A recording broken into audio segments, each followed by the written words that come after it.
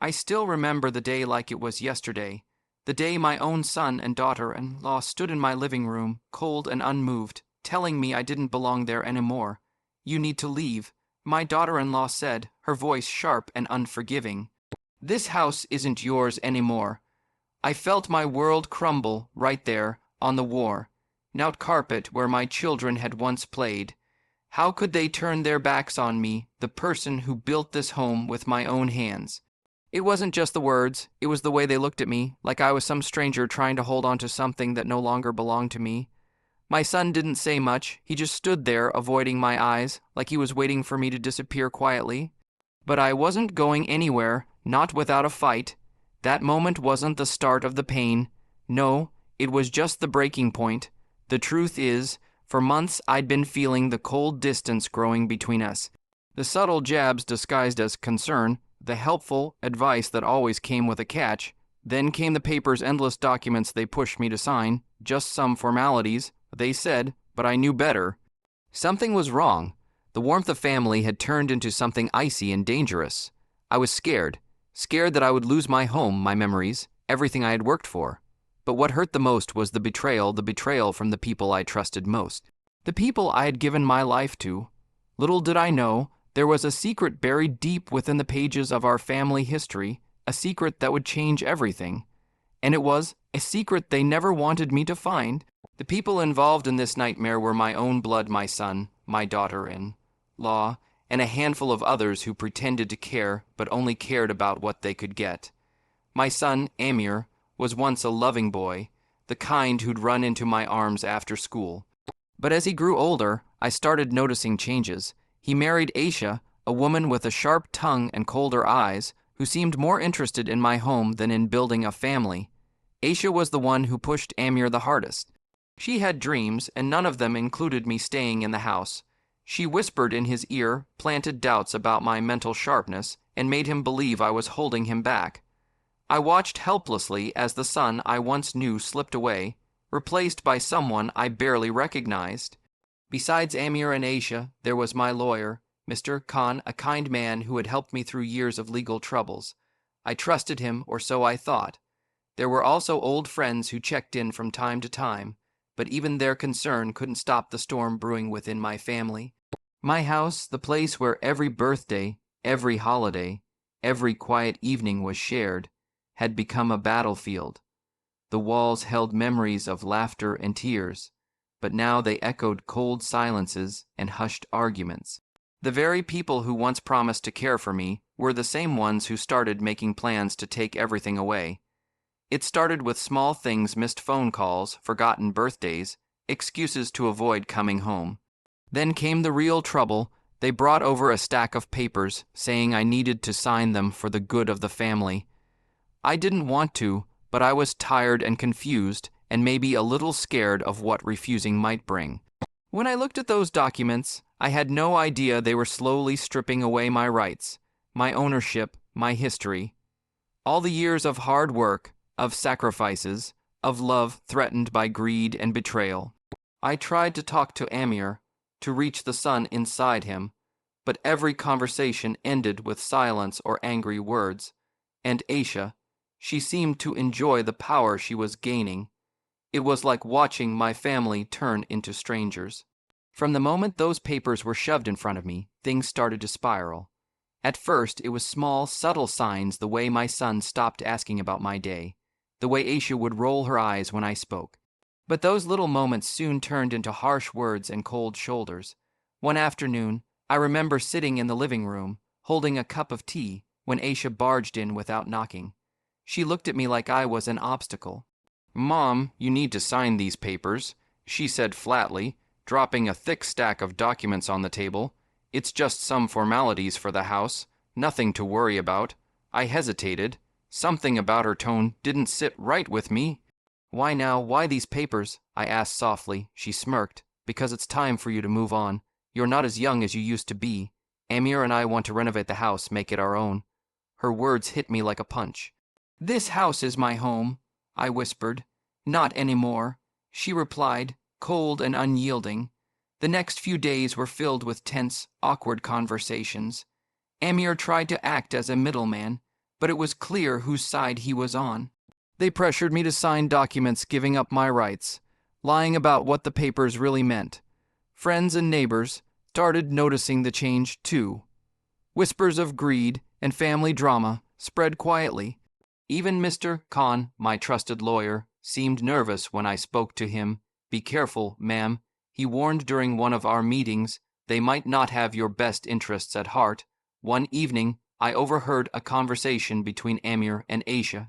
They were talking about the house not as a place filled with memories, but as a commodity to sell, to profit from. They spoke of cutting me out completely, of selling the property to strangers, so I wouldn't even have a say.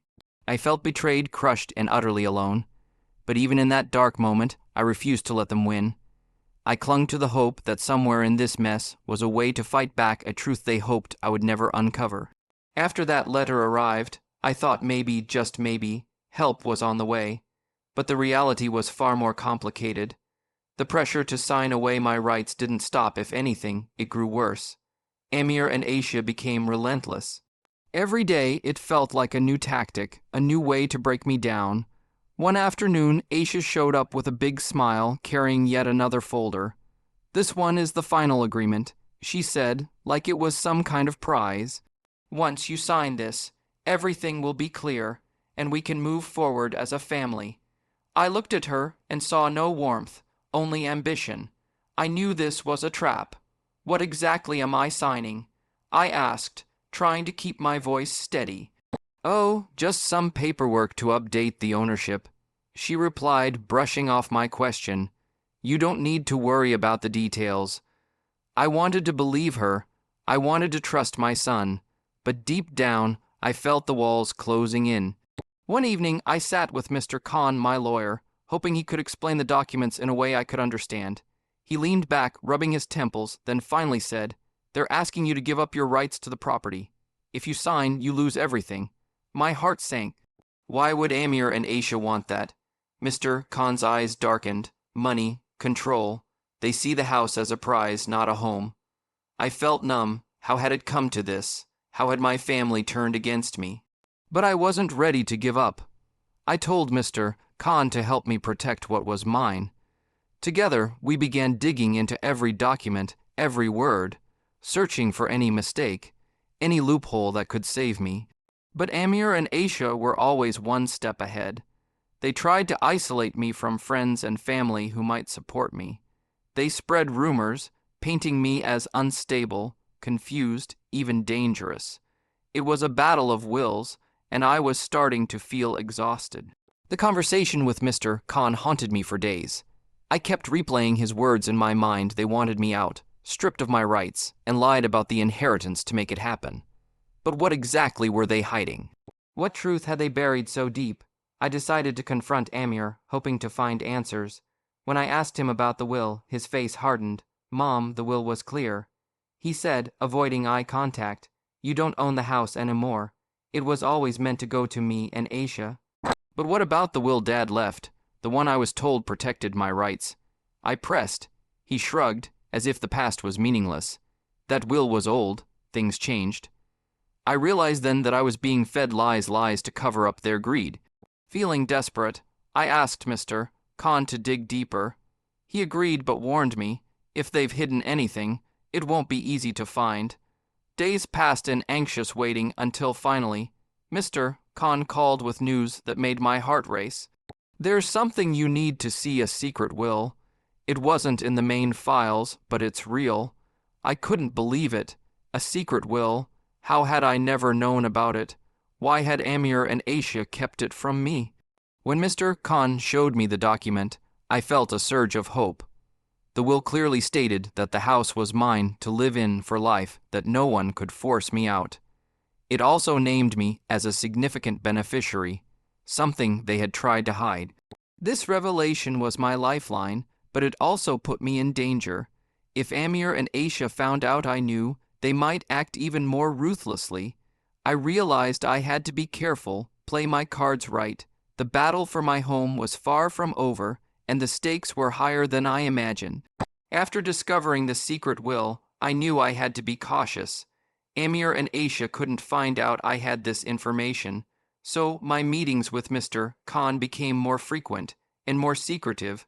We talked in hushed tones, sometimes in his office after hours, sometimes on the phone when I was alone. These conversations were my lifeline. Mr. Khan explained the legal steps I needed to take to protect my rights. The secret will gives you strong ground, he said, but you have to act quickly. They may have already started taking steps to bypass it. I felt a flicker of hope, but also a heavy weight of fear. I was fighting not just for a house, but for my dignity and peace of mind. One evening, as I sat in my dimly lit living room, Mr. Khan called. "There's something else you need to know," he said. "I've found irregularities in the paperwork your son and daughter-in-law submitted. Some documents look forged or altered." My heart raced. What does this mean? It means we have more evidence to challenge their claims, but it also means they may resort to desperate measures. I realized the battle would be messier than I thought, but now I had something more powerful than fear. I had the truth. We began drafting legal notices, preparing to challenge the false papers and protect my ownership. I felt like a warrior gearing up for battle.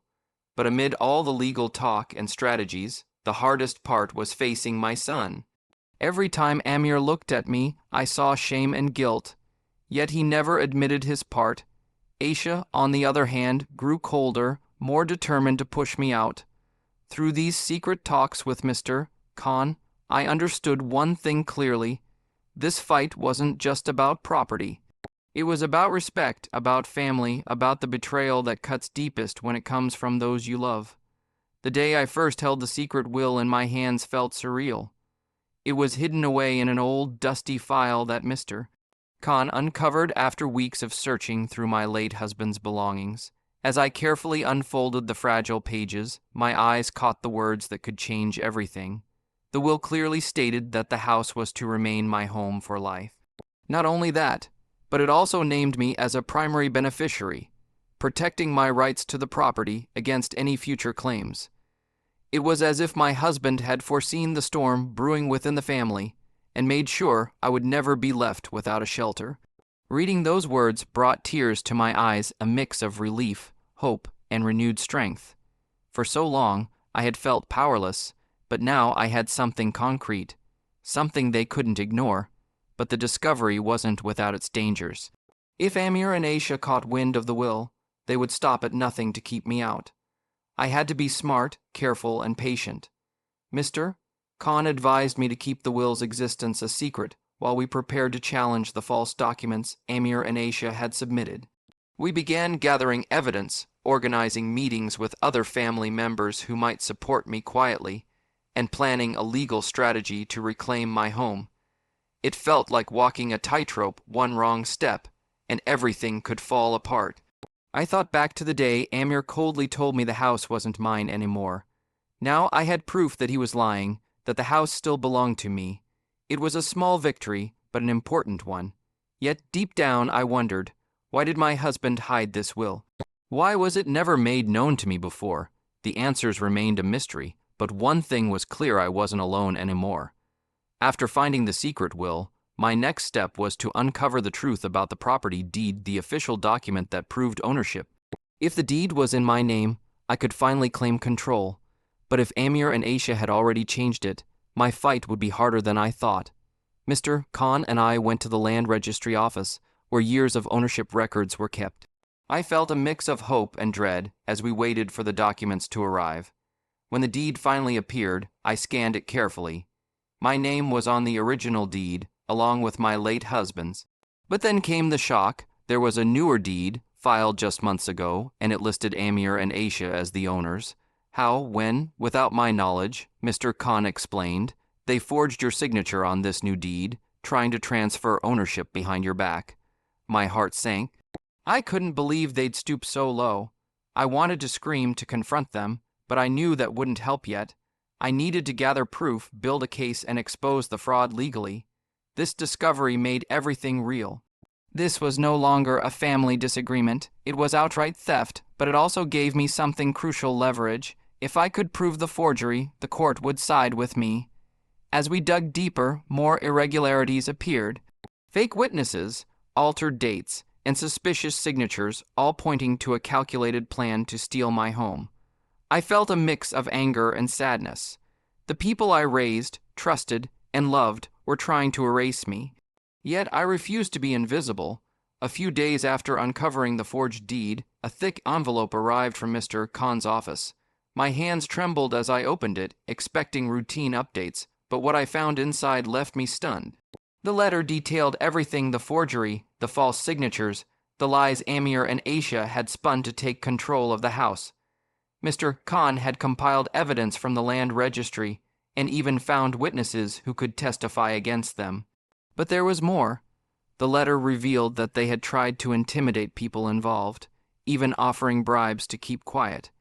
It was a web of deceit so deep, I felt sick just reading it. Ma'am. The letter read, "This is your strongest case yet, but you must act carefully. They are dangerous and desperate." I sat down, overwhelmed by a flood of emotions, relief that the truth was finally coming out, fear of what Amir and Aisha might do next, and a fierce determination to fight. I remembered the moment Aisha told me to leave my own home. Now, I had proof she was a liar, a cheat, and a betrayer, and Amir, my own son, had let it happen. I couldn't believe the family I thought I knew. But this letter gave me hope. It was the turning point I needed. Mr. Khan and I immediately began preparing legal actions. The fight for my home was no longer just about survival, it was about justice. And even though the battle ahead would be long and painful, I was ready. When Amir appeared at my doorstep, I was caught off guard. His eyes were red, and his voice trembled as he said, "Mom, please forgive me. I didn't see what I was doing. Aisha pressured me. I was wrong."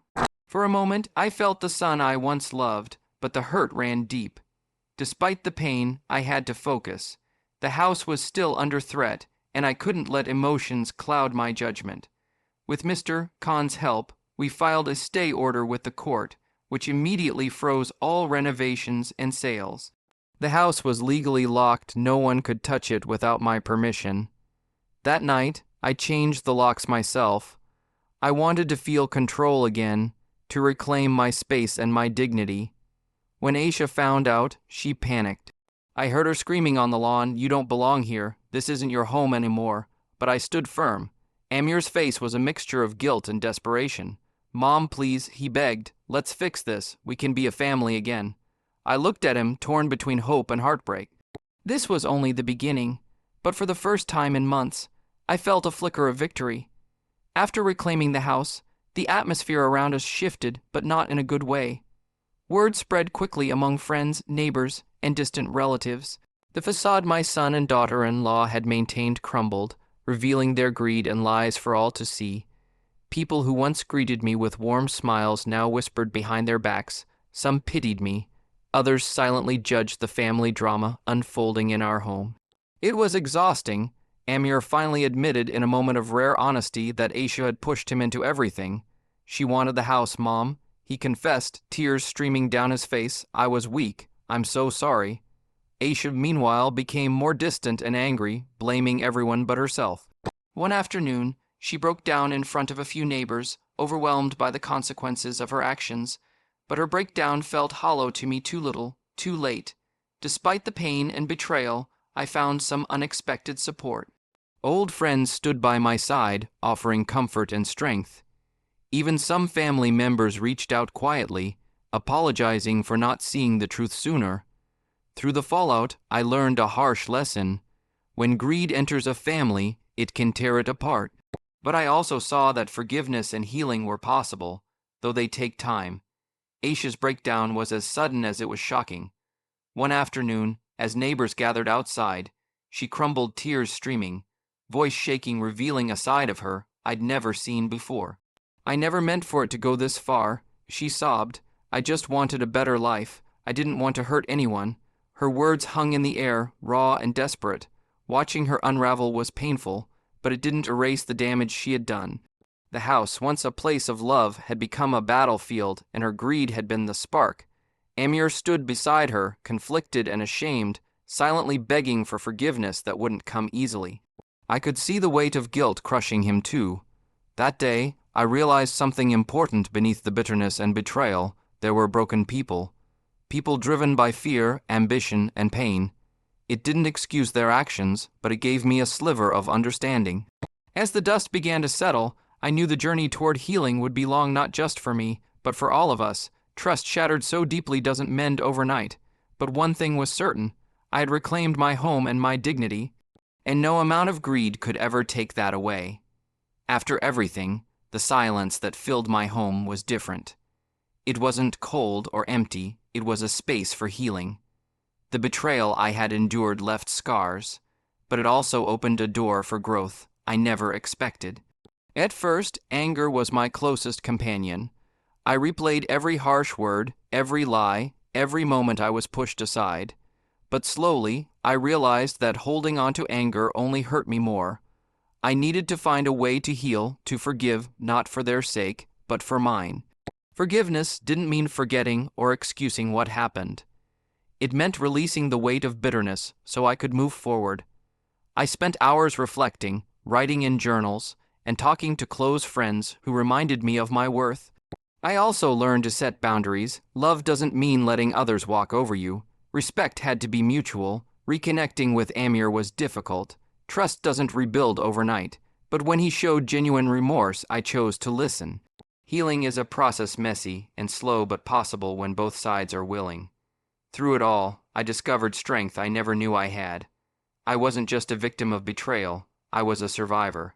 And in that survival, I found peace. Looking back, the biggest lesson this ordeal taught me wasn't about property or money, it was about respect. I realized that no amount of wealth or inheritance is worth sacrificing the dignity and love that hold a family together. For years, I thought the house was the most important thing, a symbol of stability and legacy. But what I lost sight of was how respect is the true foundation of any home. Without it, walls are just bricks and memories turn cold. Amir and Aisha's greed showed me how easily family bonds can be broken when money becomes the priority. But it also reminded me that respect has to be earned and protected, not assumed. I chose to focus on rebuilding those values, teaching my son that family is about support, honesty, and kindness, not possessions. That forgiveness is a gift, but trust is a treasure that takes time. This experience changed how I view relationships. It made me stronger and more cautious, but also more compassionate. At the end of the day, I realized that respect matters more than money, and now they know it too. Standing in the quiet of my reclaimed home, I felt a flood of emotions wash over me: relief, sadness, anger, but above all, a sense of peace I hadn't felt in a long time. The long, painful journey had finally brought me here. The battles I fought, the tears I shed, the betrayals I endured, all of it had shaped me into someone stronger, wiser, and more determined than ever. This story is not just about a house or inheritance. It's about family, about how fragile it can be, yet how strong it should be, about love, trust, and the respect that holds it all together. Because I learned something that no money can buy. Respect is everything. When Amir and Aisha tried to push me out, they weren't just after property, they were trying to erase me, my history, my very place in this family. It hurt more than words can say, but the worst part wasn't losing the house. It was feeling betrayed by the people I had given my whole life to, the people I raised, the people I trusted. For a long time I was angry, bitter. I wanted to lash out, to punish them for what they had done. But as days turned into weeks, I realized that anger was a heavy chain, one that only held me back.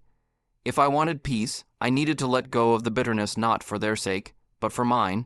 Respect, I discovered, is not something you demand, it's something you earn and give freely. It's the foundation of any family, any relationship. Without respect, all the money and property in the world mean nothing. Amir and Aisha's greed shattered that foundation. Their lies and betrayal broke the trust we had built over decades. But watching them face the consequences of their actions made me realize that sometimes pain is the only way to teach a lesson that words can't. I won't lie, the road to forgiveness was not easy. Trust doesn't rebuild overnight. Amir's apology was genuine, but the hurt runs deep. We are working on healing one day at a time. Because love is complicated, messy, and sometimes painful, but it's worth fighting for. For myself, this experience has been transformative. I've learned to stand up for what's mine, to protect my dignity, and to set boundaries where respect is absent. I've learned that family isn't just about blood, it's about loyalty, kindness, and honesty. And most importantly, I've learned that I am stronger than I ever believed. Betrayal tried to break me, but it only made me rise higher. This home, my home, holds every memory of laughter and tears, of love and loss. It stands as a testament not just to the past, but to the future. A future where respect matters more than money. So, to anyone listening who has faced betrayal, family conflict, or loss, know this: you are not alone. Hold on to your truth, fight for your dignity, and never forget your worth. Because in the end, respect matters more than money, and now they know it too. Thank you for listening to my story.